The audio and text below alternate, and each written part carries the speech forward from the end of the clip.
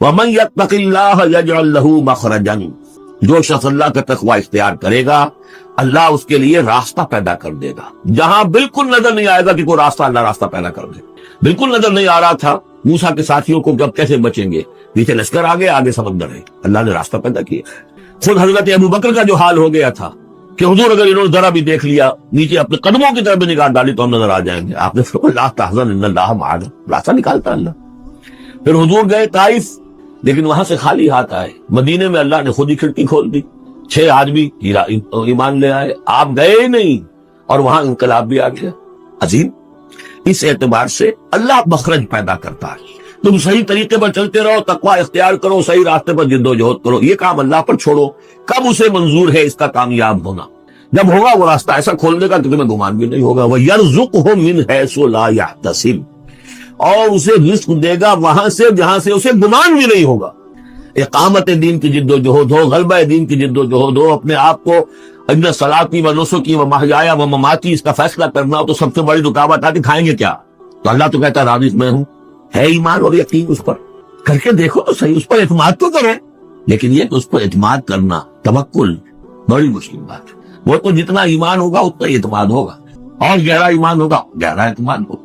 وَمَن يَتَّقِ اللَّهَ يَجْعَل لَّهُ مَخْرَجًا وَيَرْزُقْهُ مِنْ حَيْثُ لَا يَحْتَسِبُ وَمَن يَتَوَكَّلْ عَلَى اللَّهِ فَهُوَ حَسْبُهُ، یہ تو ابھی تقویٰ والے کی بات ہے کہ وہ وہاں سے رزق دے گا جہاں سے اسے ملے گا بھی نہیں، اور جس نے اللہ پر توکل کر لیا تو وہ اس کے لیے بہت کافی ہو جائے گا۔ توکل کر کے تو دیکھو، حسبہ، وہ اس کے لیے کافی۔ یہاں تک فرمایا ہے حدیث میں من کان فی حاجت اخیہ کان اللہ فی حاجتہ، اگر کوئی مسلمان اپنے کسی بھائی کی ضرورت پوری کرنے میں لگ رہا ہے، اپنا وقت صرف کر رہا ہے، اللہ اس کی ضرورت پوری کرنی شروع کر دیتا۔ فکر ماں در کار ماں آزار ماں، کار ساز ماں بے فکر کار ماں، یہ فارسی شاعری کے اندر یہ دینی حقائق ہے۔ کار ساز ماں بے فکر کار ماں، میرا کار ساز میرے کاموں کی فکر کر رہا ہے، میں نے اپنے آپ کو اس کے کام کے لیے لگا دیا۔ وہ دنیا میں بھی ذرا سا بھی کوئی شریف انسان ہوگا، آپ اس کے ہو جائیں، وہ آپ کو چھوڑ دے گا؟ تو کہیں شرافت ہو، مروت ہو اس میں۔ آپ اللہ کے بن کر تو دیکھیے، پھر وہ کارساز ہے، کارساز ماں بے فکر کار ماں، فکر ماں در کار ماں آزار ماں۔ جب میں اپنے معاملات کی فکر خود کرتا ہوں، کوئی نہ کوئی ٹھوکر کھاتا ہوں، کوئی نہ کوئی غلطی کرتا ہوں، آزار اپنے سر کے اوپر پیدا کر لیتا ہوں، اپنے آپ کو حوالے کرو۔ اس کا نام ہے تفویض الامر الی اللہ، افوض امری الی اللہ ان اللہ بصیر بالعباد، ان اللہ بالغ امرہ، اللہ تعالیٰ تو اپنا معاملہ تو پورا کر کے ہی رہتا ہے، وہ تو دین کو غالب کرنا ہی ہے۔ کون اس کے اندر نفع کما گیا، کون محروم رہ گیا، یہ ان کی قسمت ہے۔ ابو بکر اور عمر اور عثمان اور علی اور عبد الرحمن ابن عوف یہ اپنی بازی جیت گئے، ابو جہل ابو لہب محروم رہ گئے، یہ تو ان کا معاملہ ہے۔ اللہ تو اپنی بات پوری کرا دے گا، اور اس دنیا کے ختم ہونے سے پہلے پورے کل ارضی پر اللہ کا دین غالب ہوگا، یہ ہونا ہے۔ دیکھنا یہ ہے کہ تم اس بہتی گنگا میں کو ہاتھ دھونے کو تیار ہو یا نہیں، یا تم محرومین کی فہرست میں اپنے آپ کو لانا چاہتے۔ بس اپنا تن من دھن لگا دو اس کے اندر، تمہاری ہڈیوں کا چورا ہو کر بھی اس نئی تعمیر کی بنیادوں میں اگر لگ جائے تو بہت بڑی کامیابی۔ قد جعل اللہ لکل شیء قدرا، بہت عمدہ مقام ہے، اللہ نے ہر چیز کے لیے ایک اندازہ مقرر کیا، کب اللہ کی مدد آئے گی یہ بھی اس نے طے کیا ہوگا۔ You have to qualify, pre qualification condition, تب مدد آئے گی، یوں نہیں مدد اپنا سب کچھ لگا دے پھر کہو کہ اللہ میری 15 برس کی کمائی کل میدان میں نے ڈالی ہوئی، 15 برس کی کمائی، دن کی اور رات کی کوششیں ہیں میری، صبح اور شام کی کوششیں ہیں میری، 15 برس وہ میدان میں نے لا کے ڈال دی۔ تب بخارو اللہ، اپنا مال بچا کے رکھنا ہے، اپنی مستقبل کو بھی بچانا ہے، اپنی اولاد کو بھی بچانا ہے، اور اللہ کا دین غالب ہو جائے، کہیں نام لکھا کے کسی جماعت میں شامل ہو کر بڑا تیر مار دیے، گویا کہ اللہ تعالیٰ تو جانتا ہی نہیں کتنی کنٹریبیوشن ہے، کتنا اثار ہے، کتنی قربانی ہے، کتنا وقت ہے، کتنی محنت ہے، اللہ جانتا ہے۔ باقی اس نے ہر چیز کا ایک اندازہ مقرر کیا ہوا ہے۔ اصل معجزہ کسے کہتے ہیں؟ جسے کوئی نبی چیلنج کے ساتھ پیش کرتا ہے کہ یہ ہے میری رسالت کا ثبوت، آؤ مقابلہ کر لو۔ حضرت موسیٰ علیہ السلام کے جو اصل معجزے تھے وہ 2 تھے، ایک عصا جس کا کہ مقابلہ کیا، آپ کو معلوم ہے کہ فرعون نے تمام جو جادوگر تھے پورے مملکت کے انہیں جمع کیا اور مقابلہ کیا۔ تو جس چیز کو کہ پیش کیا جائے چیلنج کے ساتھ کہ آؤ تو مقابلہ کر لو، وہ اصل معجزہ ہوتا ہے اس نبی اور رسول کا۔ تو حضور صلی اللہ علیہ وسلم کا اصل معجزہ، یعنی معجزات، آپ یہ مغالطے میں مبتلا نہ ہو، میں بقیہ معجزات کی نفی نہیں کر رہا، یہ واقعات اپنی جگہ حق ہیں، کہ حضور کو پتھر سلام کرتے تھے.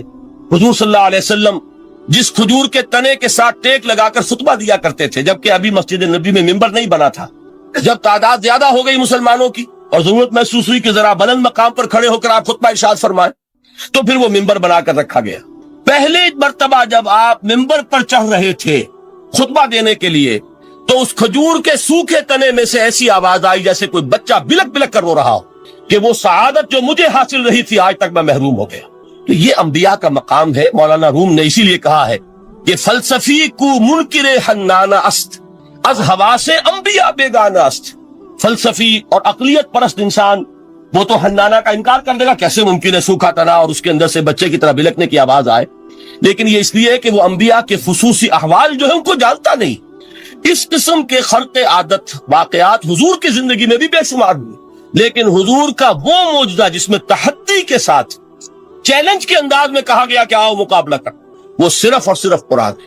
چنانچہ آپ سورہ بنی اسرائیل میں دیکھیں گے قُلْ لَئِنِ اجْتَمَعَتِ الْإِنسُ وَالْجِنُّ عَلَىٰ أَن يَأْتُوا بِمِثْلِ هَٰذَا الْقُرْآنِ لَا يَأْتُونَ بِمِثْلِهِ وَلَوْ كَانَ بَعْضُهُمْ لِبَعْضٍ ظَهِيرًا.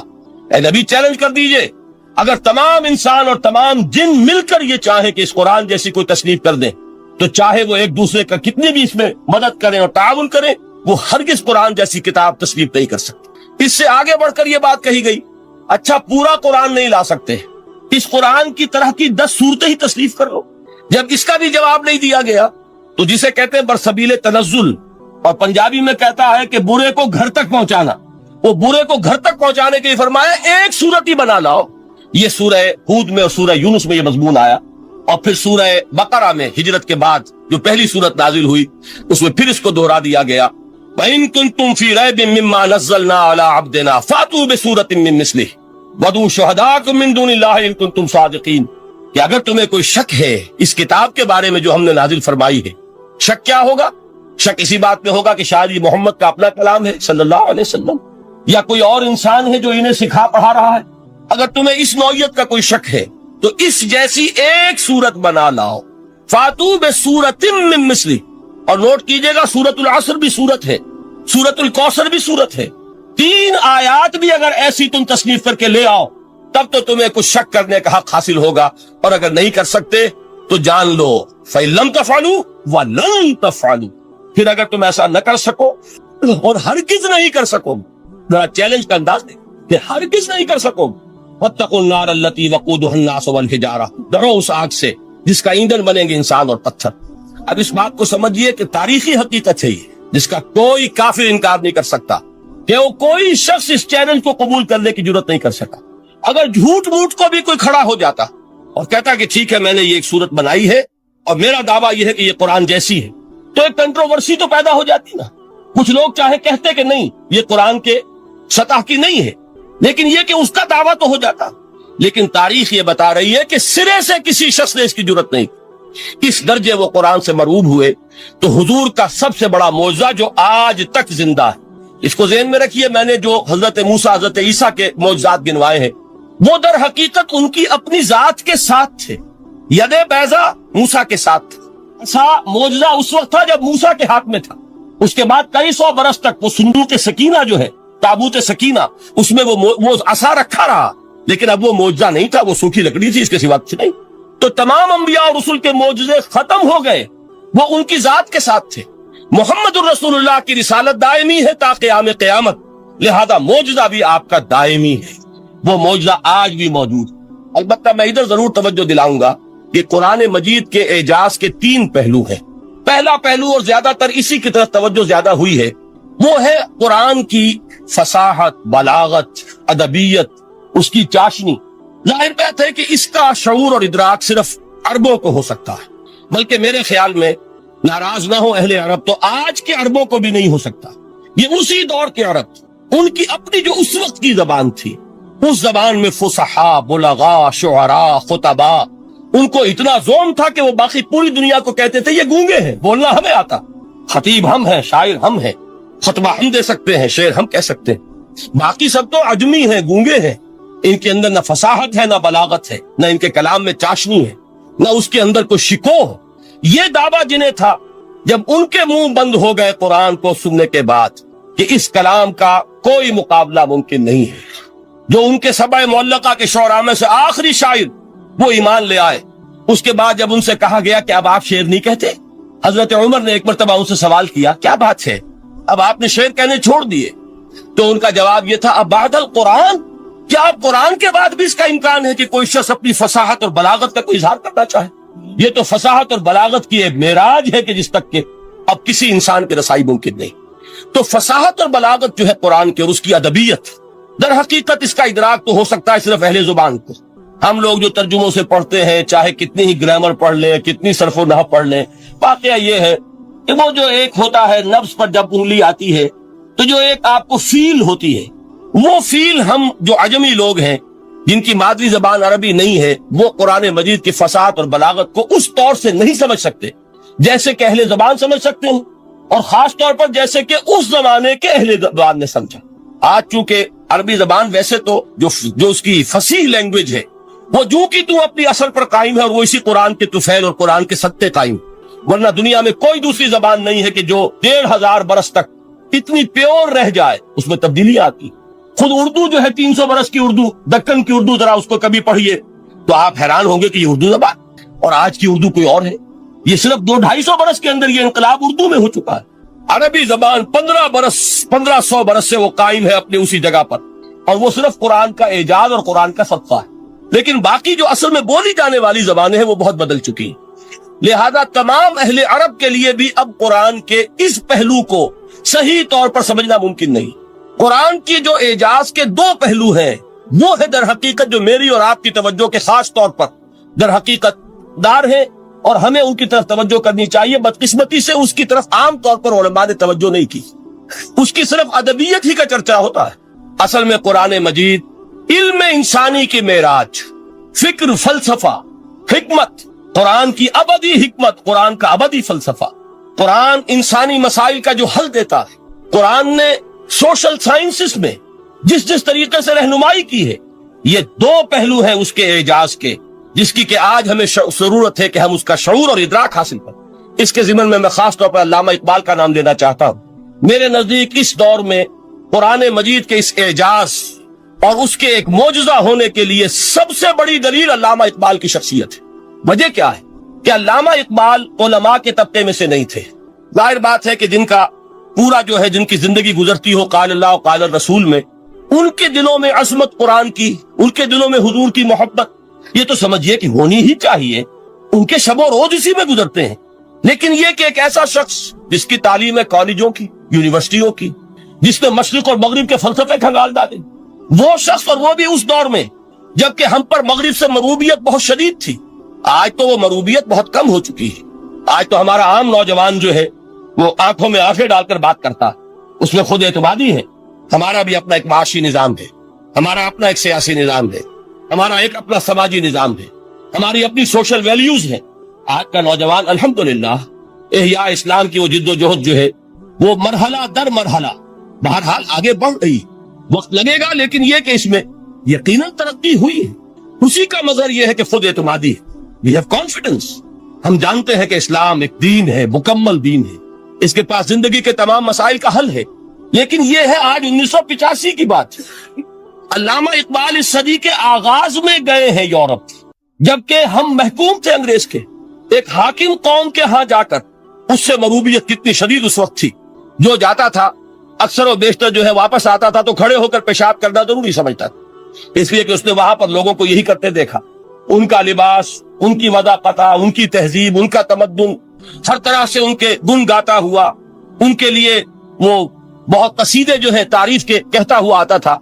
लेकिन एक अल्लामा इकबाल की शख्सियत वो है कि वो ये खुद कहते हैं कि मैं इस आग में डाला गया हूं मिसले खलील, मगरबी तहजीब के इस अलाव में मुझे इस तरह डाला अल्लाह ने जैसे कि हजरत इब्राहिम को आग में डलवाया। मैं उस तहजीब के उस अलाव के अंदर से होकर आ रहा हूं और मैंने ये देख लिया है कि ये तहजीब खोखली है, इसके अंदर कोई पायदारी नहीं है, नजर को खीरा करती है तब चमक तहजीब हाजिर की, ये सन्नाई मगर झूठे नगों की रेजाकारी है। और दयार मगरिब के रहने वालों, खुदा की बस्ती दुकान नहीं है, खरा जिसे तुम समझ रहे हो वो अब जरे का मायार होगा। तुम्हारी तहजीब अपने खंजर से आप ही खुदकुशी करेगी, जो शाखे नाजुक पे आशियाना बनेगा ना पायदार होगा। अब आप अंदाजा कीजिए वो शख्स جو بنیادی طور پر فلسفی ہے, فلسفے کا طالب علم ہے, وہ جرمنی اور انگلستان میں جا کر فلسفے کھنگالنے کے بعد اسے اگر تسکین حاصل ہوئی, اس کے جو علم کی پیاس تھی اگر اسے سیری حاصل ہوئی تو صرف قرآن کے ذریعے سے. نہ کہیں جہاں میں اما ملی, جو اما ملی تو کہاں ملی میرے جرم خانہ خراب کو تیرے عفو بندہ نواز میں. یہ وہ شخص ہے آخری زندگی میں ان کا کام صرف ایک رہ گیا تھا, قرآن کی تلاوت. بڑے بڑے فلسفی ملنے آتے تھے علامہ اقبال سے ملنے, وہ سمجھتے تھے بڑی لائبریری ہوگی, جیسے بڑے وکیل اس کی لائبریری آپ کو معلوم ہے کتنی جلدیں رکھی ہوں گی, خوبصورت جلدیں بنی ہوئی, ایسے ہی کوئی بڑا فلسفی, بڑا پروفیسر, اس کی سٹڈی, اس کی کتابیں بڑی مرغوب کن ہونی چاہیے. لیکن علامہ اقبال کے ہاں سب کتابیں اٹھوا دی تھی انہوں, صرف ایک کتاب رہ گئی. اور سید نذیر نیازی کا نام آپ نے سنا ہوگا, انہوں نے جب یہ گواہی دی ہے, یہ واقعہ شاید آپ کے علم میں نہ آیا ہو, یہ بہت اہم واقعہ ہے. وہ یہ لکھتے ہیں کہ میں نے ایک مرتبہ علامہ سے پوچھا کہ کچھ لوگ اعتراض کرتے ہیں یا یہ خیال ظاہر کرتے ہیں کہ آپ نے اپنا فلسفہ خودی نیٹشے سے لیا ہے, کوئی کہتا فلاں سے لیا ہے, کوئی کہتا فلاں سے لیا ہے, کچھ آپ خود بتا سکیں گے کہ آپ کے فلسفہ خودی کی سورس کیا ہے؟ تو علامہ نے کہا کہ اچھا کل فلاں وقت آ جانا تو میں تمہیں لکھوا دوں گا, ڈکٹیٹ کرا دوں. تو سید نذیر نیازی کہتے ہیں کہ میں بہت خوش ہوا کہ یہ سعادت میرے حصے میں آ رہی ہے کہ علامہ اقبال خود مجھے تحریر کرائیں گے کہ میرے فلسفے کی سورس کیا ہے. میں نے کہاں سے اخذ کیا. دوسرے روز وہ گئے, حاضر ہوئے, بڑے ہی ارمانوں کے ساتھ پینسل اور کاپی لے کر بیٹھے. علامہ نے فرمایا ذرا قرآن مجید نکال لاؤ.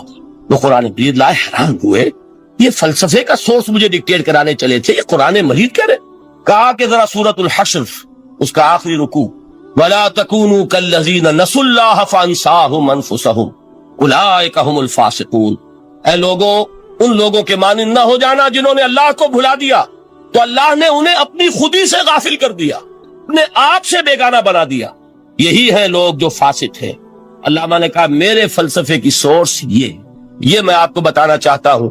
اس معنی میں میں کہتا ہوں کہ اس دور میں علامہ اقبال کی شخصیت کو میں اعجاز قرآن کا سب سے بڑا مظہر سمجھتا ہوں.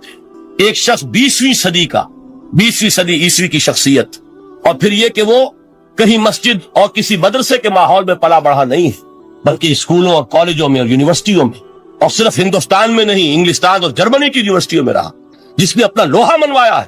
وہ شخص اگر یہ کہتا ہے کہ میرے لیے فکر کی بنیاد, میرے فلسفے کی سورس, میری تمام سوچ کی رہنمائی جو ہے وہ اس کتاب نے کی ہے, تو معلوم ہوا کہ واقعتاً یہ قرآن مجید آج بھی معجزہ ہے. یہ بات تو ہوئی فلسفے اور فکر کے اعتبار سے. دوسرا پہلو جو اپلائیڈ پہلو ہے اس دور کے اعتبار سے وہ اہم تر ہو گیا ہے. انسان کے لیے جو پیچیدہ تمدنی مسائل, سیاسی مسائل کو کیسے حل کیا جائے, معاشی مسائل کا حل کیسے ہو, سماج میں توازن کیسے ہو, مرد اور عورت کے درمیان توازن کیسے ہو.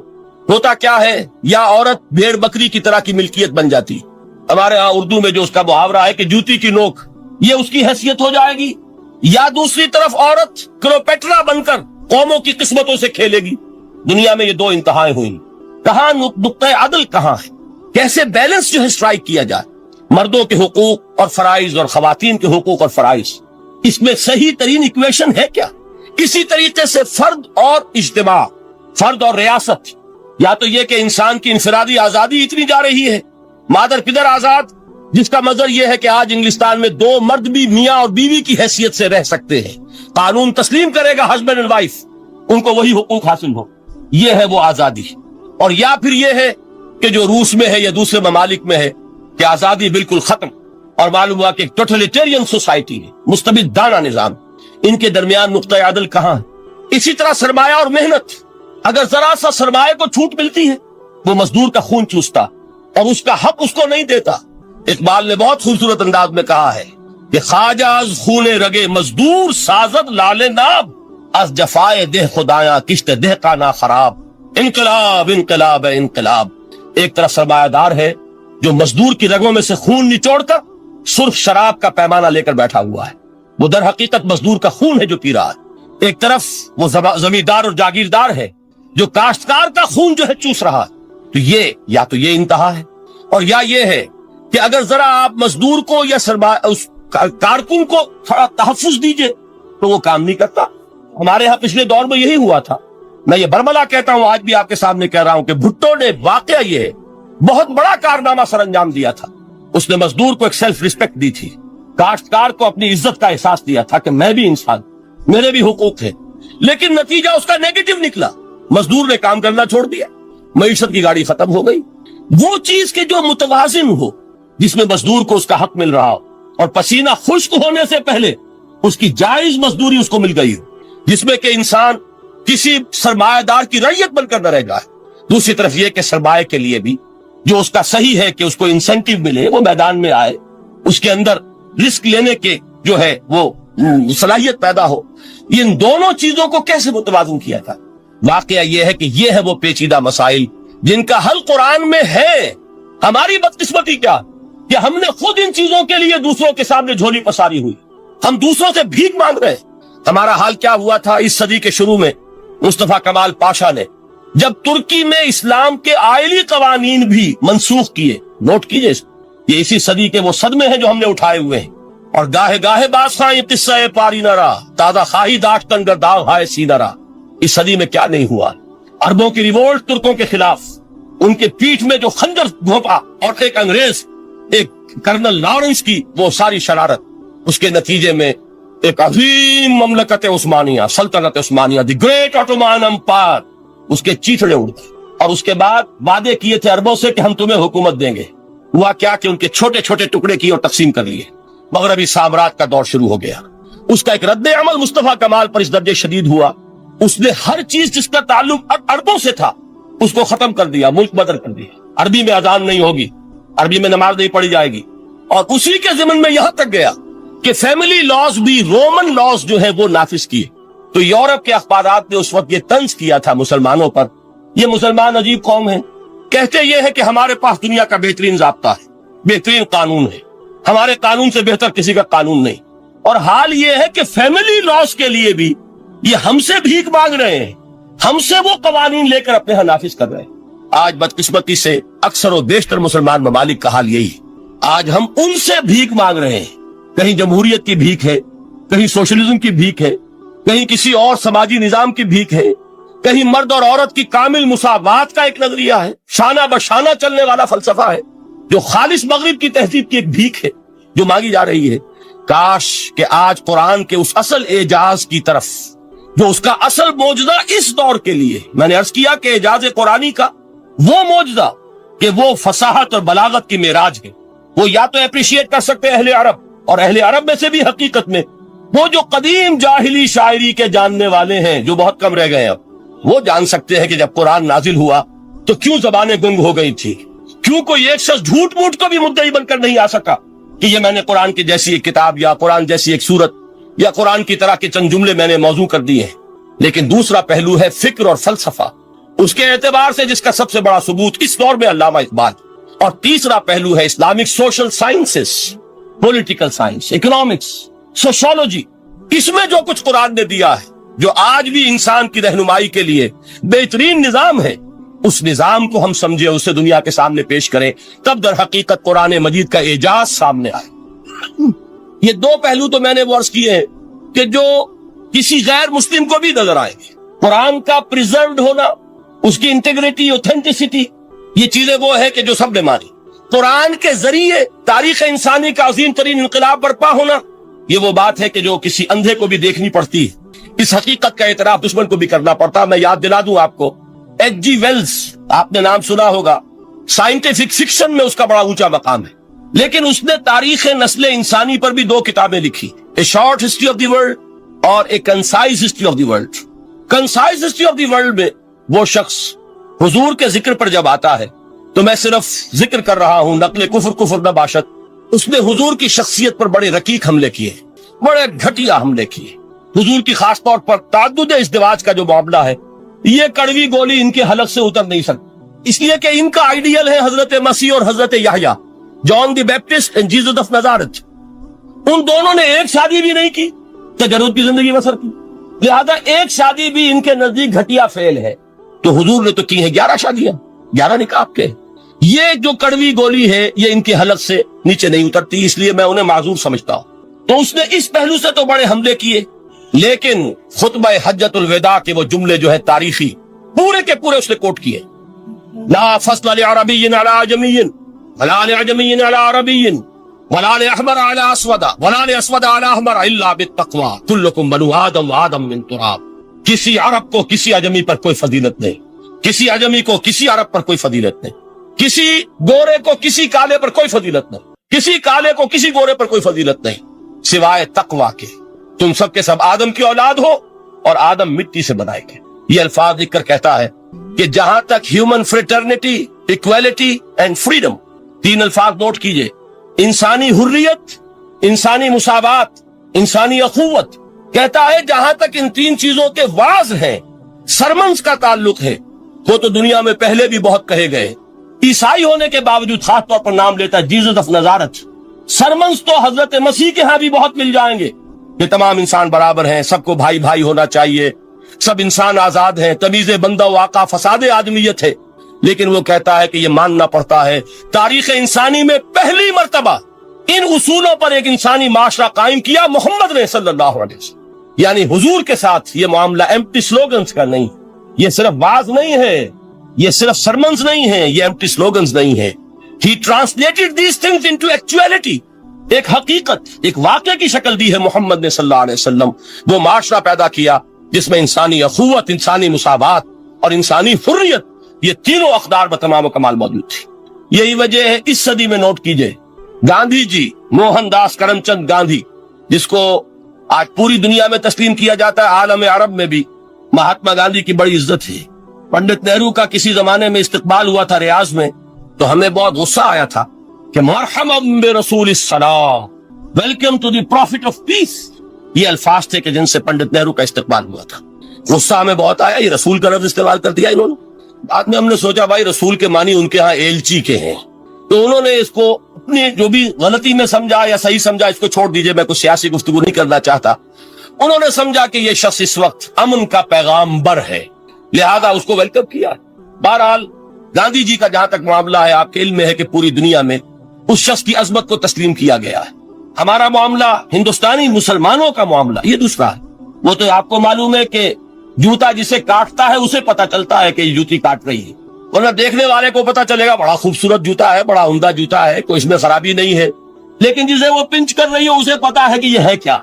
इस एतबार से हमारा मामला अलग है, लेकिन दुनिया को बहुत खूबसूरत और बहुत ही आला और बहुत ही ऊंची शख्सियत एक नजर आती है। बहरहाल एक पहलू से यकीनन मानना पड़ेगा उसकी अजमत को कि हिंदू कौम के लिए और हिंदुस्तान के लिए, उसकी आजादी के लिए जो अजीम जद्दोजहद की है, इसमें कोई शक नहीं। मैं इस वक्त जो बात अर्ज करना चाहता हूं कि 1937 का तसव्वुर कीजिए। 1937 में आपको मालूम है 1935 में कानून बना था और पहली मर्तबा इलेक्शंस हुए थे बर्रे सगीर में 1937, और वो हुए थे सूबाई इलेक्शंस। उनके नतीजे में वजारतें कायम हुई। मुस्लिम लीग ने बॉयकॉट किया था इलेक्शन को, लिहाजा पूरे हिंदुस्तान में तमाम सूबों में कांग्रेस के वज़रा की वजारतें बनी। हरिजन अखबार में एक मकाला लिखा था गांधी जी ने उस वक्त, जिसमें कि उन कांग्रेसी वज़रा के सामने नसीहत के अंदाज में ये बात रखी थी कि आज जबकि आप लोगों को इख्तियार मिल रहा है और हुकूमत, ये पहली इंस्टॉलमेंट थी जो अंग्रेजों ने दी थी हमें, सेल्फ रूल या होम रूल की पहली इंस्टॉलमेंट थी, तो जो भी तुम्हें इख्तियारात मिल रहे हैं इसमें मैं तुम्हारे सामने हजरत अबू बकर और हजरत उमर की मिसाल रखता हूं। ये है वो बात कि जादू वो जो सर चढ़ कर बोले। अरबी में कहते हैं अल-फज़्लु मा शहिदत बिहिल आदा, असल फजीलत वो है जिसका के दुश्मन एतराफ। महात्मा गांधी अगर एतराफ कर रहा है कि तारीख इंसानी की अजीम तरीन शख्सियतें हुकूमत की सतह पर वो अबू बकर और उमर हैं, तो अबू बकर और उमर किस दरख्त के फल हैं? वो शजर तैयबा, शजर नबूवत है कि जिसके फल है अबू बकर और उमर, जिनको तरबियत दी है मोहम्मद ने सल्लल्लाहु अलैहि वसल्लम। तो मालूम हुआ कि ये चीजें वो है कि जिसका लोहा आज दुनिया मान रही है। लिहाजा हमें कुरान मजीद के एजाज के पहलू से इन एतबारात से खुद भी तवज्जो करनी चाहिए और दुनिया को भी उधर मुतवज्जे करना चाहिए। अब मैं तबर्रुकन 3 मकामात से मैंने आयात पढ़ी हैं कुरान मजीद की अजमत का वो इदराक और शऊर जो हमें हो सकता है। हम वो कि जो कुरान को मानते हैं अल्लाह का कलाम, हम उस बुनियाद पर समझे कि अल्लाह ने अपने कलाम की क्या मदह की है। और नंबर 2, ये फारसी का एक मिसरा है कि कदर गौहर शाह दानत या बेदानत गौहरी, हीरे जवाहरात की कदर कीमत या बादशाहों को मालूम होती है जो उनमें खेलते हैं, और या ये कि जौहरी को जो उनका कारोबार करता है, जानता है, पहचान है, परखता है। आम आदमी को क्या पता, उसके हाथ पे अगर कोई आप हीरा रख दें वो समझे शायद को कोई कांच का टुकड़ा, उसे उसके अंदर कोई फर्क महसूस नहीं होगा। कदर गौहर शाह दानत या बेदानत गौहरी, के हीरे जवाहरात जो है उनकी कदर कीमत का अंदाजा या बादशाहों को होता है।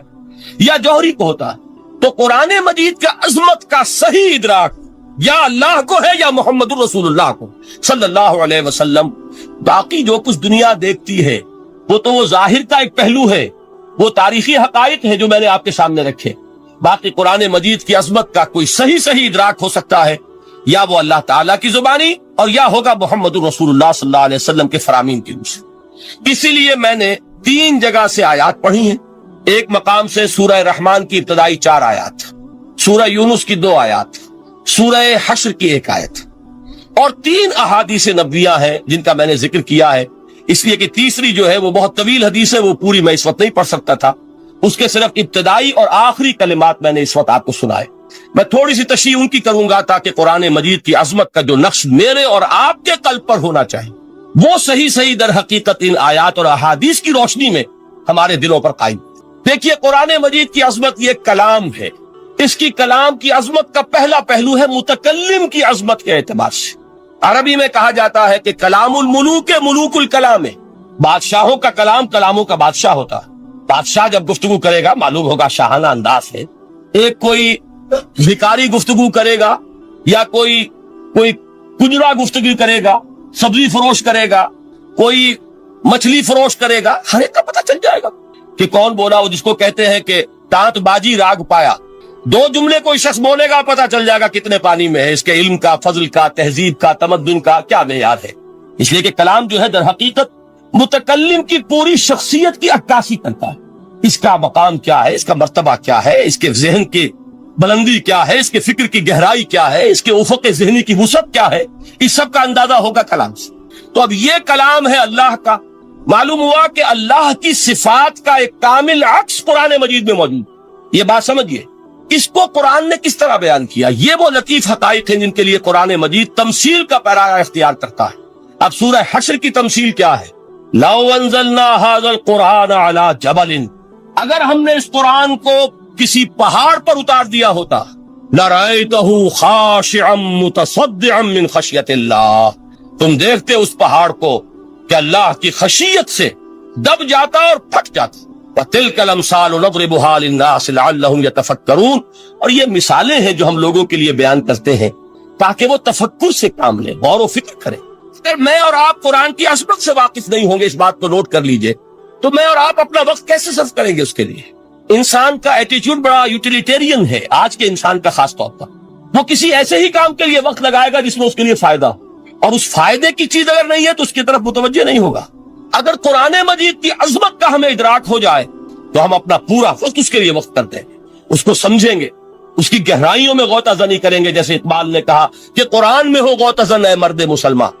لیکن اگر یہ کہ اس کی عظمت کا ادراک نہ ہوا تو بس یہ کہ کبھی اتفاق ہو گیا کہ کھول لیا اور اس کو پڑھ بھی لیا بغیر سمجھے، اور اس کا ثواب کسی اور کو پہنچا دیا، وہ آج حصول ثواب بھی نہیں رہا، ایصال ثواب ہی رہ گیا۔ ورنہ یہ کہ بہرحال علامہ اقبال نے جو اس پر پھپتی چست کی ہے کہ بایا تشترا کارے جزی نیست کے از یاسین او آسا بمیری، اس قرآن کی عظیم آیات سے اے مسلمان آج تیرا سروکار صرف اتنا رہ گیا ہے کہ کوئی شخص مر رہا ہو، عالم نزا میں ہو، تو اس کو یاسین سنا کر اس کی جان جلدی سے نکال دو، آسانی سے نکل جائے، بس یہ سروکار رہ گیا۔ میں یہ نہیں کہتا کہ نہ پڑھی جائے، حضور نے فرمایا ہے پڑھنی چاہیے، لیکن صرف یہ نہیں ہے اس کا مصرف، یہ تو انسانی زندگی کی رہنما کتاب بن کر نازل ہوئی ہے، اس کے اوپر اس اعتبار سے توجہ تم نہیں کر رہے ہو، بلکہ تمہاری اس کے ساتھ جو ہے دلچسپی صرف کتنی رہ گئی۔ تو پہلی بات یہ کہ یہ سمجھیے کہ قرآن نے یہ تمثیل اختیار کی اپنے عظمت کے بیان کے۔ اگر ہم نے اس قرآن کو پہاڑ پر اتار دیا ہوتا تو تم دیکھتے کہ وہ پھٹ جاتا اور دب جاتا۔ اب اس کو سمجھیے، القرآن یفسر بعضہ بعضا، قرآن کا ایک حصہ دوسرے حصے کی تفسیر کرتا ہے۔ سورہ اعراف میں واقع آیا ہے کہ حضرت موسیٰ علیہ السلام کا آپ کو معلوم ہے کہ کوہ طور پر اللہ تعالیٰ سے ہم کلامی کا شرف حاصل کرتے تھے، گفتگو ہو رہی ہے لیکن اللہ نظر نہیں آ رہا۔ اب اس کو اپنے اوپر طاری کیجئے کہ صاف سامنے آتے بھی نہیں، صاف چھپتے بھی نہیں۔ یہ جو صورتحال تھی کہ اگر کسی کی آپ آواز سن رہے ہیں، کلام سن رہے ہیں، سامنے نہیں آ رہا، تو آپ کے دل میں خواہش پیدا ہوگی کہ ذرا سا یہ پردہ بھی اٹھا دیا جائے، مجھے دیدار بھی حاصل ہو جائے۔ لہذا سورہ اعراف میں ہے جب کئی بار یہ شرف ہم کلامی حاصل ہوا اللہ سے، تو حضرت موسیٰ علیہ السلام نے بڑی ہمت سے کام لیا، بڑی جرت کی، درخواست کر دی، رب ارینی انظر الیک، یہ جو پردہ بیچ میں حائل کیا ہوا ہے پروردگار تو میرا شوق دیکھ، میرا اشتیاق دیکھ، تو مجھے ذرا دیدار بھی عطا ہو جائے۔ اس پر کیا بات کہی گئی؟ لن ترانی، موسیٰ تم مجھے ہرگز نہیں دیکھ سکتے، تم اس جسد ظاہری کے ساتھ، اس جسد مادی کے ساتھ، ان عنصری آنکھوں سے میرا دیدار نہیں کر سکتے۔ ولیکن انظر الی الجبل، دیکھو ہم تمہیں ایک مثال دیے دیتے ہیں، ذرا اس پہاڑ کی طرف دیکھو، ہم اپنی ایک تجلی اس پر ڈالیں گے۔ فَإِنِ اسْتَقَرَّ مَكَانَهُ فَسَوْفَ تَرَانِي، اگر وہ پہاڑ ہماری تجلی کو جھیل جائے، تحمل کر لے، تو تم بھی سوچنا کہ شاید ہمیں دیکھ سکو۔ اس کے بعد ہوا کیا؟ فَلَمَّا تَجَلَّى رَبُّهُ لِلْجَبَلِ جَعَلَهُ دَكًّا وَخَرَّ مُوسَىٰ صَعِقًا، جب اللہ تعالیٰ نے پہاڑ پر اپنی ایک تجلی ڈالی تو وہ پہاڑ جو ہے پھٹ گیا، اور موسیٰ، اب دیکھیے براہ راست تجلی موسیٰ پر نہیں ہے، یہ انڈائریکٹ مشاہدہ ہے تجلی ربانی کا کہ جو پہاڑ پر ہوئی ہے، اور پہاڑ کی جو کیفیت ہوئی ہے اس کے مشاہدے سے حضرت موسیٰ بے ہوش ہو کر گئے۔ وَصَعِقَ مُوسَىٰ خَرَّ مُوسَىٰ صَعِقًا، یہ ہے وہ مثال جو یہاں دی ہے قرآن کے لیے۔ لَوْ أَنزَلْنَا هَذَا الْقُرْآنَ عَلَىٰ جَبَلٍ لَرَأَيْتَهُ خَاشِعًا مُتَصَدِّعًا مِّنْ خَشْيَةِ اللَّهِ، نتیجہ کیا نکلا؟ انفر کیجئے، استدلال، استنتاج، نتیجہ یہ نکلا کہ جو تاثیر تجلی ذات ربانی کی ہے وہی تاثیر کلام ربانی کی ہے، صرف یہ ہے کہ ہمیں اس کا شعور نہیں، ہمیں اس کا ادراک نہیں۔ یہ بالکل ذات کی تجلی کی جو تاثیر تھی وہی قرآن خود بیان کر رہا ہے کہ اس کلام ربانی کی۔ اس کو بھی علامہ اقبال نے خوب کہا ہے، فاش گویم آنچ در دل مزمرست، صاف کہہ دیتا ہوں جو کچھ میرے دل میں ہے، این کتابیں نیش چیزیں دیگرست، اسے کتاب نہ سمجھ بیٹھنا قرآن کو، یہ کتاب نہیں ہے، کچھ اور ہے۔ کچھ اور کیا ہے؟ مثل حق پنہاؤ ہم پیداستو، زندہ پائندہ گویاستو، یہ تو جیسے اللہ تعالیٰ کی ذات ہے، مثل حق، ذات حق سبحانہ و تعالیٰ کی طرح یہ زندہ ہے، پائندہ ہے۔ مثل حق، پائندہ گویاستو، یہ جو ہے زندہ ہے، یہ متکلم ہے، کلام نہیں ہے۔ کل صفات ربانیہ جو ہے ظاہر اور باطن، مثل حق پنہا، ظاہر و پنہا، اور حی و قیوم جیسے اللہ کی ذات ہے، وہی صفات اس کلام کی ہے۔ اور اس کے بعد وہ شعر آیا تھا جو میں پہلے سنا چکا ہوں، چوں بجاں در رفت جاں دیگر شود، جب یہ قرآن کسی انسان کے اندر سرایت کر جاتا ہے، اس کے دل پر نازل ہوتا ہے۔ دیکھیے یہ الفاظ آپ کو کہیں اور نہیں ملیں گے۔ میرے نزدیک جہاں علامہ اقبال اس دور میں قرآن کی عظمت کا سب سے بڑا ثبوت ہے، وہاں عظمت قرآنی کے سب سے زیادہ واقف اور اس کا سب سے زیادہ شعور رکھنے والے بھی علامہ اقبال۔ یہ الفاظ آپ کو کہیں نہیں مل سکیں گے کہ مثل حق پنہاؤ ہم پیداستو، زندہ پائندہ گویاستو، چوں بجاں در رفت جہاں دیگر شود، جہاں چو دیگر شد جہاں دیگر شود۔ جب یہ انسانوں کے اندر سرایت کر جاتا ہے، ان کے اندر ایک انقلاب آ جاتا ہے، اور یہ اندر کا انقلاب ہے جو ایک عالمی انقلاب کا پیش خیمہ بنتا ہے۔ آپ آرڈیننس کے ذریعے سے نمازیں پڑھوائیں گے تو پھر نماز وہی پڑھی جائے گی جو آفس ٹائم میں آئے گی، باقی اور کیوں پڑھیں گے؟ وہ تو آرڈیننس کے ذریعے سے پڑھائی جا رہی ہے نا۔ اس کا حشر تو وہ ہوگا جو ہمارے ہاں دیکھا جا چکا ہے۔ اور اس وقت بھی، اس زمانے میں میں نے یہ سنا ایک جگہ کہ کلاس 4 امپلائیز جو ہیں، وہ شروع میں جب آرڈیننس نافذ ہوا تھا ہمارے ہاں تو دفتروں میں بڑا اہتمام ہوا، آفیسرز نے خاص طور پر بڑے اہتمام سے ظہر کی نماز پڑھنی شروع کی۔ لیکن مجھے بتایا گیا کہ کلاس 4 امپلائیز جو ہیں، ہمارے یہ ڈرائیورز ہیں، پیئنز ہیں، یہ کھڑے ہنستے رہتے ہیں، شریک نہیں ہوتے۔ میں نے ان سے کہا وہ اس لیے کہ انہیں معلوم ہے کہ آپ بھی تو یہی پڑھ رہے ہیں صرف نماز، باقی آپ کے ڈرائیور سے اور آپ کے خانسامہ سے یہ بات چھپی ہوئی نہیں ہے کہ عصر آپ نے بھی نہیں پڑھنی، یہ صرف زور ہے جو آپ پڑھ رہے ہیں۔ تو یہ اصل میں اندر کا انقلاب جب تک نہ آئے، باہر کا ٹھوسا ہوا انقلاب، وہ تو جب پریشر ہٹ جائے گا تبدیلی ختم ہو جائے۔ چوں بجاں در رفت جہاں دیگر شود، اندر انقلاب آئے، جب اندر تبدیلی ہو جائے گی اب انسان کا پورا وجود بدلے گا، پھر اس کے اندر سے تبدیلی جو ہے وہ ابھرے گی، اسے کسی خارجی دباؤ کی ضرورت نہیں ہوگی۔ جہاں چو دیگر شد جہاں دیگر شود، اور جب انسانی شخصیتوں کے اندر یہ انقلاب اندر سے آتا ہے تو پھر وہ عالمی انقلاب بنتا ہے، جیسے کہ محمد رسول اللہ کا انقلاب۔ واقعہ یہ ہے کہ اگر جوش کانسپیریسی، عبداللہ ابن سبا کی سازش اگر کامیاب نہ ہو گئی ہوتی اور مسلمانوں کے اندر آپس کا اختلاف اور سرپھٹول نہ ہو جاتا، جو حضرت عثمان کی شہادت، پھر حضرت علی کی شہادت رضی اللہ تعالی عنہما، اور حضرت علی کی دوران خلافت یہ آپس کے جو جنگیں ہوئی، جنگ جمل، جنگ صفین، جنگ نہروان، اگر یہ نہ ہوئی ہوتی تو جس سپیڈ کے ساتھ اور رفتار کے ساتھ انقلاب محمدی کی توسیع ہو رہی تھی علی صاحب الصلاۃ والسلام، کوئی طاقت دنیا میں نہیں تھی. اقبال نے اس کا بھی نقشہ کھینچا ہے کہ تھمتا نہ تھا کسی سے سیل رواں ہمارا. وہ سیل رواں تھا, کوئی روکنے والا نہیں تھا. انٹرنل سیبوٹاج وہ ہے کہ جس نے اس انقلاب کا راستہ روکا. تو واقعہ یہ ہے کہ وہ اندرونی انقلاب حضور نے برپا کیا قرآن کے ذریعے صحابہ میں. اندر سے جو انقلاب تھا اس نے عرب میں ایک انقلاب کی شکل اختیار کی. اور یہ انقلاب جو ہے اتنی اپنے اندر قوت رکھتا تھا, اتنی پوٹینشیلٹی تھی اس کی, کہ وہ 20 برس کے اندر اندر کہاں آکسس دریائے جیہوں, کہاں اٹلانٹک. تصور تو کی تاریخ میں اس سے پہلے اتنی بڑی کوئی مملکت قائم ہوئی نہیں. کہاں یمن اور کہاں ایشیائے کوچک, ایشیا مائنر ٹرکی, یہاں سے وہاں اور وہاں سے یہاں. یہ عظیم مملکت حضرت عثمان رضی اللہ تعالیٰ عنہ کے خلافت میں ہو چکی تھی. یہ بات اگر یہ چلتا معاملہ آگے تو کوئی قوت اب نہیں رہی تھی. سلطنت روما ختم ہو چکی, سلطنت کسرا ختم ہو چکی تھی, پخشتے اڑ گئے تھے. کسی طاقت رہ گئی تھی جو سیلاب کا راستہ روکتی. یہ وہ یہودی سازش ہے جس نے اندر سے سبوٹا. بہرحال یہ ہے انقلاب محمدی کا طریقہ, اندر سے تبدیلی. اسی کو علامہ اقبال نے کہا ہے, تیرے ضمیر پہ جب تک نہ ہو نزول کتاب, گرہ کشا ہے نہ راضی نہ صاحب کشاف. یہ قرآن اب بھی تم ایسے محسوس کرو کہ جیسے تمہارے دل پر نازل ہو رہا ہے. اور مجھے یاد آیا امام ابن قیم رحمت اللہ علیہ, ان کا ایک بڑا پیارا جملہ ہے. وہ کہتے ہیں قرآن کے بعض پڑھنے والے ایسے ہیں کہ جب وہ قرآن کو پڑھتے ہیں تو یوں محسوس کرتے ہیں کہ قرآن مصحف میں لکھا ہوا نہیں ہے, ان کے اپنے دل کے اوپر کندہ ہے, دل کے اوپر سے پڑھ رہے ہیں. یعنی اتنی کامل مطابقت کو محسوس کرتے ہیں, اپنی فطرت, ہیومن نیچر اور قرآن کے اندر اتنی مطابقت ہے. اس طرح وہ ٹیلی کرتے ہیں ایک دوسرے کے ساتھ کہ محسوس ہوتا ہے کہ وہ کتاب ان صفحات میں لکھی ہوئی نہیں ہے بلکہ لوح قلب پر لکھی ہوئی ہے کہ جہاں سے وہ انسان اسے پڑھ رہا.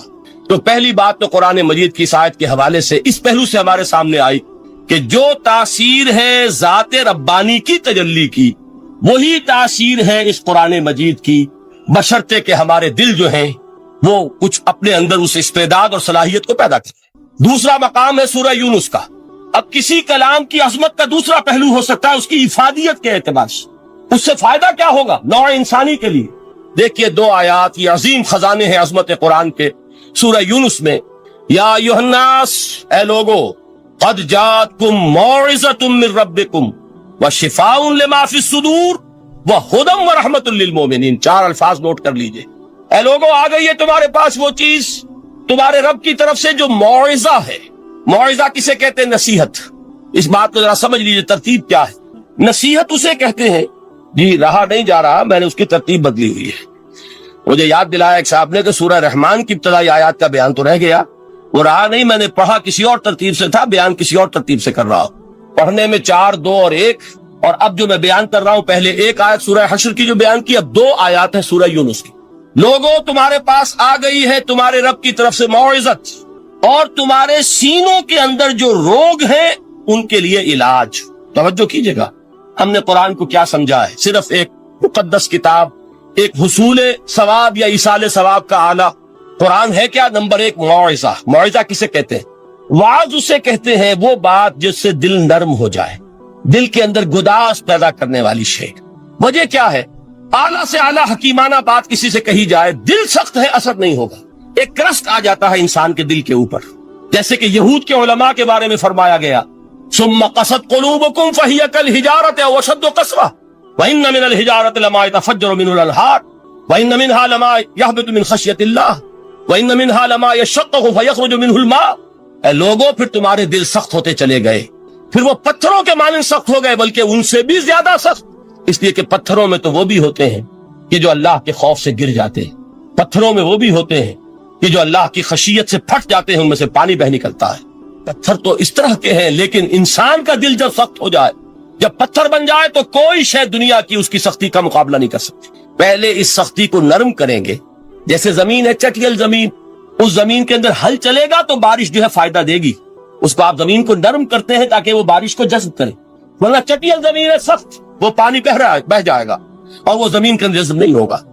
تو پہلا لفظ استعمال کیا موعظہ. یہ قرآن واعظ ہے, نصیحت ہے, دلوں کو نرم کرتا ہے. دلوں پر جو کرفٹ آ گیا ہے سخت, اسے توڑتا ہے, اس میں ہل چلاتا ہے. پھر کیا کرتا ہے؟ پھر جب یہ جذب ہوتا ہے, شفاء لما فی الصدور, جو سینے کے روگ ہیں ان کے لیے شفا. اب آپ غور کیجئے گا, علامہ اقبال نے انہی 2 اعتبارات سے مسلمانوں کا مرثیہ کہا ہے. کہ مسلمانوں نے اس قرآن کو نہ موعظہ کے لیے استعمال کیا اور نہ تزکیہ نفس کے لیے استعمال کیا، بلکہ اس کو تو صرف بنا لیا ہے وہ جان آسانی سے نکالنے کا نسخہ یا ایصال ثواب کا۔ چنانچہ کہتے ہیں واعظ کے لیے واعظ دستہ زن و افسانہ بند، واعظ جو ہے ہمارے داستانے کہتے ہیں، افسانے کہتے ہیں، قصے کہتے ہیں، لطیفے کہتے ہیں۔ معنی او پست و حرف او بلند، اس کے بیان میں معنی تو ہوتے ہیں بہت ہی گھٹیا، نیچے کے پست، الفاظ کا شکو ہوتا ہے، الفاظ بہت اونچے ہوتے ہیں۔ از خطیب و دیلمی گفتار او با ضعیف و شاذ و مرسل کار او، سارا باز و نصیحت جو ہو رہا ہے وہ ضعیف حدیثوں کے ذریعے سے، ضعیف روایات بخاری کی ہو، مسلم کی ہو، ترمذی کی ہو، ابن ماجہ کی ہو۔ کہاں خطیب بغدادی اور دیلمی، وہ کتابیں کہ جن کی کوئی سند نہیں ہے، وہاں کی روایات کے ذریعے سے لوگوں کو تذکیر کرنے کی کوشش کر رہے ہیں۔ با ضعیف و شاذ و مرسل کار او، ضعیف روایات، شاذ روایات، مرسل روایات جن کا سلسلہ روایت محمد الرسول اللہ تک متصل نہیں ہے، اس کے ذریعے سے کر رہے ہیں۔ حالانکہ موعظہ، سب سے بڑا موعظہ یہ قرآن تھا۔ قرآن کہتا ہے خود فذکر بالقرآن من یخاف وعید، اے محمد صلی اللہ علیہ وسلم آپ اس قرآن کے ذریعے نصیحت کیجئے۔ یہ قرآن ہے جو دلوں کی سختی کو ختم کرے گا، گداز پیدا کرے گا۔ دوسری طرف علامہ اقبال کیا کہتے ہیں کہ جہاں تک ہمارے ہاں جو بھی تصوف کے معروف حلقے ہیں، صوفیاء حق کی بات نہیں کہہ رہا، وہاں قوالی ہو رہی ہوگی تو حال آ جائے گا۔ صوفیے پشمینہ پوشے حال مست، از شراب نغمہ قوال مست، قوال سے جو کچھ مل رہا ہے، حال آ رہا ہے، مستی آ رہی ہے، کیف اور سرور حاصل ہو گیا ہے۔ صوفیے پشمینہ پوشے حال مست، از شراب نغمہ قوال مست۔ لیکن یہ کہ اس کی محفل میں در نمی سعادت بقرآن محفلش، اس کی محفل میں قرآن کا کہیں گزر نہیں ہے۔ جبکہ محمد الرسول اللہ صلی اللہ علیہ وسلم کی بھی ایک محفل ہوتی تھی، محفل سماع۔ وہ محفل سماع کیا تھی؟ حضور صحابہ سے فرمائش کر کر کے قرآن سنتے تھے۔ حضرت عبداللہ ابن مسعود رضی اللہ تعالیٰ عنہ کی روایت موجود ہے کہ مجھے ایک مرتبہ حکم دیا حضور نے کہ قرآن سناؤ۔ میں نے عرض کیا حضور آپ کو سناؤں؟ آپ پر تو نازل ہوا ہے۔ حضور نے فرمایا نہیں، مجھے کسی اور سے سن کر کچھ اور لطف حاصل ہوتا ہے۔ اب امتثال امر میں حضرت عبداللہ ابن مسعود رضی اللہ تعالیٰ عنہ نے سورہ نساء پڑھنی شروع کی۔ 41ویں آیت پر پہنچے، چشم تصور سے دیکھیے کہ حضور بھی تشریف فرما ہے، صحابہ کرام کی محفل ہے، اور صحابہ کیسے بیٹھا کرتے تھے ادب کے ساتھ۔ ایک روایت میں الفاظ آئے ایسے بیٹھتے تھے ساکت و صامت ہو کر، بالکل خاموش، سکون، ساکن اور ساکت اور صامت، کہ جیسے ان کے سروں پر پرندے بیٹھے ہیں کہ ذرا جنبش کریں گے تو پرندہ اڑ جائے گا، اس ادب کے ساتھ۔ تو وہ محفل جو ہے حضور صلی اللہ علیہ وسلم کی، اور ایک صحابی حضرت عبداللہ ابن مسعود گردن نیچی کیے ہوئے ہیں اور قرآن پڑھتے چلے جا رہے۔ جب اس آیت پر پہنچے فَكَيْفَ إِذَا جِئْنَا مِن كُلِّ أُمَّةٍ بِشَهِيدٍ وَجِئْنَا بِكَ عَلَىٰ هَٰؤُلَاءِ شَهِيدًا، کیا ہوگا اس دن جس دن کہ ہم ہر امت پر ایک گواہ کھڑا کریں گے، اور اے نبی آپ کو گواہ بنا کر لائیں گے ان کے خلاف۔ آپ کو یہ ٹیسٹیفائی کرنا ہوگا کہ اللہ تیرا جو کلام میرے پاس آیا تھا میں نے پہنچا دیا تھا، اب ان کی ذمہ داری ہے، they are accountable, they are responsible. اس پر حضور نے فوراً فرمایا حسبک حسبک، بس کرو بس کرو۔ اور حضرت عبداللہ ابن مسعود فرماتے ہیں کہ میں نے جب نگاہ اٹھا کر دیکھا حضور کے آنکھوں سے آنسو روا تھے۔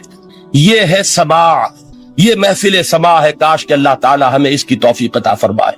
یہ ہے مسنون محفل سماع، اس قرآن کے اندر وہ گداز آیا کہ نہیں 7ویں پارے کے بالکل آغاز میں، وَإِذَا سَمِعُوا مَا أُنزِلَ إِلَى الرَّسُولِ تَرَىٰ أَعْيُنَهُمْ تَفِيضُ مِنَ الدَّمْعِ مِمَّا عَرَفُوا مِنَ الْحَقِّ يَقُولُونَ رَبَّنَا آمَنَّا فَاكْتُبْنَا مَعَ الشَّاهِدِينَ۔ تو یہ ہے دوسری چیز کہ در حقیقت تزکیہ نفس کا ذریعہ یہ قرآن ہے۔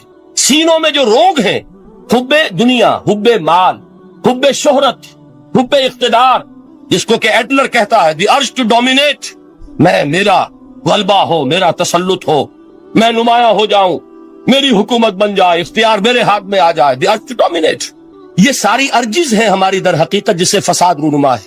یہ حب مال ہے جس کی وجہ سے ہمارے اندر تنافس ہے۔ الہاکم التکاثر حتی زرتم المقابر، یہ کثرت اور بہتات کی طلب تمہیں غافل کیے رکھتی ہے یہاں تک کہ قبروں تک جا پہنچتے ہو۔ آنکھ انسان کی کھل نہیں پاتی، جس کے پاس 10 نسلوں کے لیے کھانے کو موجود ہے، اس کی بھی حرص جو ہے اور مزید کا لالچ جو ہے وہ ختم نہیں۔ یہ چیزیں ہیں اصل روگ، ان دلوں کے روگوں کا اور سینوں کے اندر کے ان امراض کا علاج قرآن۔ یا ایھا الناس قد جاءتکم موعظۃ من ربکم وشفاء لما فی الصدور۔ اب جب یہ دو چیزیں ہو جائیں گی، اب تیسرا لفظ ہے ہدن. ہدایت بیکار ہے جب تک دل میں گداز نہ ہو. ہدایت بیکار ہے جب تک کہ نیت درست نہ ہو. کوئی شخص بڑا عالم ہے لیکن اپنے علم کو اس نے ذریعہ بنایا ہے دنیا کمانے کا, تو در حقیقت یہ قرآن اس کے حق میں ہدایت نہیں ہے, اس کے حق میں عذاب خدا بندی کا ذریعہ بن رہا. حضور نے خود فرمایا القرآن حجت لک و علیک, یہ قرآن یا تمہارے حق میں حجت ہے یا تمہارے خلاف حجت بنے گا قرآن کے قیامت کے دن. اس لیے کہ ایک شخص اس کو دنیا کمانے کا ذریعہ بنا رہا ہے, ایک شخص اس کو شہرت کے حصول کا ذریعہ بنا رہا ہے, ایک شخص علم کو ذریعہ بنا رہا ہے دنیا میں نمایاں ہونے کا, اپنی تعریف کا. حضور نے فرمایا کہ قیامت کے دن سب سے پہلے 3 افراد کا معاملہ پیش ہوگا عدالت خدا بندی میں. ایک وہ جو بڑا عالم سمجھا جاتا تھا, اس سے بڑا علم پھیلا. دوسرا وہ جو بہت صاحب ثروت تھا, اس نے بہت خیرات کے کاموں میں پیسہ لگایا. تیسرا وہ جو دنیا میں شہید سمجھا جاتا تھا کہ اللہ کی راہ میں جنگ کرتے ہوئے جان دیا. اللہ ان تینوں سے جو اس کو نعمتیں دی تھی ان کا ذکر کر کے پوچھے گا کہ میں نے تمہیں یہ دیا, تمہیں یہ دیا, تمہیں یہ دیا, تم کیا کر کے لائے؟ وہ شہید کہے گا کہ اللہ میں نے تیری راہ میں جنگ کی اور اپنی جان دے دی تاکہ تو راضی ہو جائے. اللہ فرمائے گا کذبتا, تو نے جھوٹ بولا. انک قد قاتلت لئن یقال جریء, تو نے تو یہ جنگ اس لیے کی تھی کہ کہا جائے کہ بڑا جری ہے, بڑا بہادر ہے. یہ لوگوں سے بہادری کے تمغے لینا تمہارا مقصود تھا. وقد قیل, وہ کہا جا چکا ہے, اب یہاں تمہارے لیے کچھ نہیں. اور فرشتوں کو حکم ہوگا اور وہ اونڈے منہ اس کو گھسیٹتے ہوئے جہنم میں جھونک. دنیا میں شہید سمجھا جا رہا ہے, آخرت میں جہنمی. یہی حال اس عالم کا ہوگا, یہی حال اس دولت مند کا ہوگا. تم نے یہ علم پھیلایا تھا کہ تمہارے علم کا چرچا ہو جائے, تمہاری شہرت ہو جائے, لوگ تمہاری دست بوسی کرنے لگیں, لوگ تم سے جھک کر ملیں. وہ دنیا میں ہو گیا, تمہارا مطلوب مل چکا, تمہارا مقصود حاصل ہو چکا, اب یہاں کچھ نہیں. تو جان لیجئے کہ جب تک دلوں کے روگ درست نہ ہو, علم بیکار ہے, ہدایت قطعاً غیر مفید ہے.